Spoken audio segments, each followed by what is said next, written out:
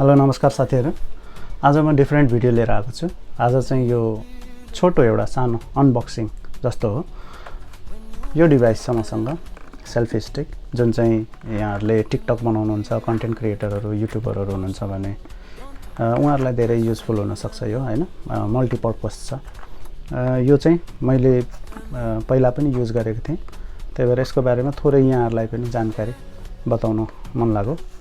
यो चाहिँ Chinese product हो, हैन? अनि सानो छ, सिम्पल खालको, डिजाइन पनि राम्रो छ। यसलाई खोलेर हेरौँ।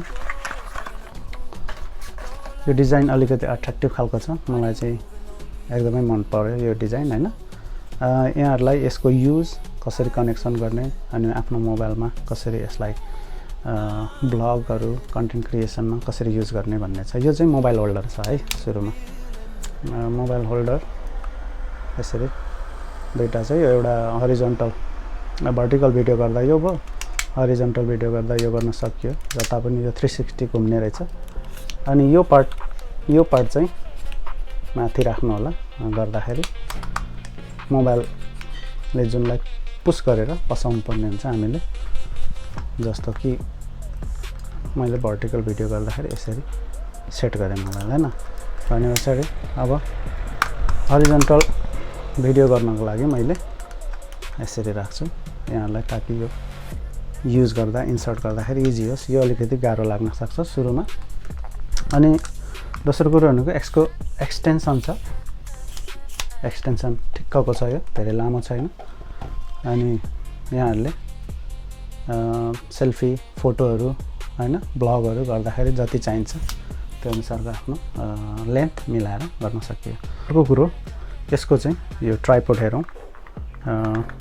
यो ट्राइपोड गर्न सकिन्छ यसरी एक्सटेन्सन, र यसरी कुनै पनि टेबलमा राखेर यसरी यहाँहरुले गर्न सक्नुहुन्छ। अनि अर्को मेन कुरो चाहिँ यहाँ ब्लुटुथ छ, जुन चाहिँ यहाँ भित्र इन्सर्ट छ। यो ब्लुटुथ यहाँ बटन छ, हैन? क्यामेराको साइन दिएको छ। यसमा अन गर्नुपर्छ। अन गर्दाखेरि चाहिँ यहाँ तपाईहरुको ब्लिङ्क आउँछ, ब्लू कलरको ब्लिङ्क आइसके पछाडी अन हुन्छ। त्यसपछि यसलाई अब आफ्नो मोबाइलमा कसरी अन गर्ने अनि युज गर्ने भन्ने म देखाउने छु।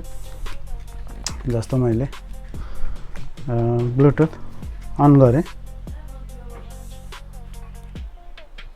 अन भएको छ। अनि मैले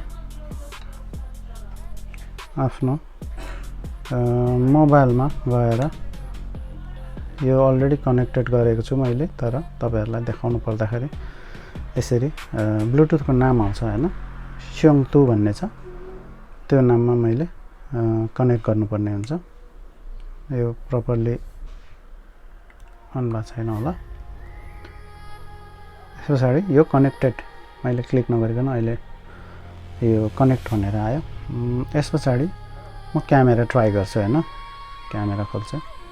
अब क्यामेरा ट्राई गर्दाखेरि जस्तो मैले यहाँ सेल्फी मोड गरेँ अनि यतापट्टि मसँग यो डिभाइस छ। अब मैले फोटो यसरी फोटो मोडमा फोटो यसरी लिएँ अनि भिडियोमा लान्छु। भिडियोमा गर्दा पनि यहाँहरुले यसो गरेपछि भिडियो सुरु भयो, हैन? यसको मतलब अब तपाईको डिभाइस, मोबाइल सबै रेडी छ। अब तपाईले जस्ट यसलाई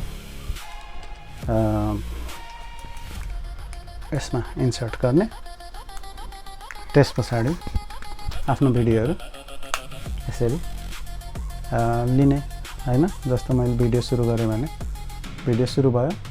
म अब ब्लग गर्छु यसरी, हैन? अब धेरै लामो भयो भने यहाँहरुले छोटो गरेर यतिकोमा गर्न पनि सक्नुहुन्छ। यहाँहरुले आफ्नो प्रेफरेन्स अनुसार यो कुराहरु गर्न सक्नुहुन्छ। अनि अर्को भनेको यसको यो ब्लुटुथ डिभाइसलाई यसरी निकाल्ने, मैले हातमा पक्रेँ अनि त्यसपछि म भिडियो सुरु गर्छु। यसरी गर्छु, यो पकेटमै राख्दा पनि भयो, हैन? यो अलि कुनै बेला लुज हुँदाखेरि हराउने सम्भावना नै हुन्छ। यसको टेक केयर गर्नुपर्छ। अनि फोटोमा यसरी अब ग्रुप सेल्फीहरु हुन्छ, त्यस्तो लिँदाखेरि चाहिँ यहाँहरुले अब मैले यहाँबाट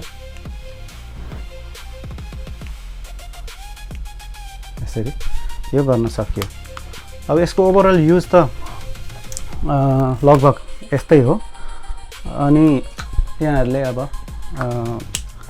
बजारमा यहाँहरूले खोज्दै हुनुहुन्छ भने र यहाँहरू कन्टेन्ट क्रिएटर हुनुहुन्छ, टिकटकर हुनुहुन्छ, ब्लगरहरू हुनुहुन्छ भने यहाँहरूलाई यो एकदमै युजफुल हुनसक्छ जस्तो लागेर मैले सेयर गरेको हो। अर्को कुरो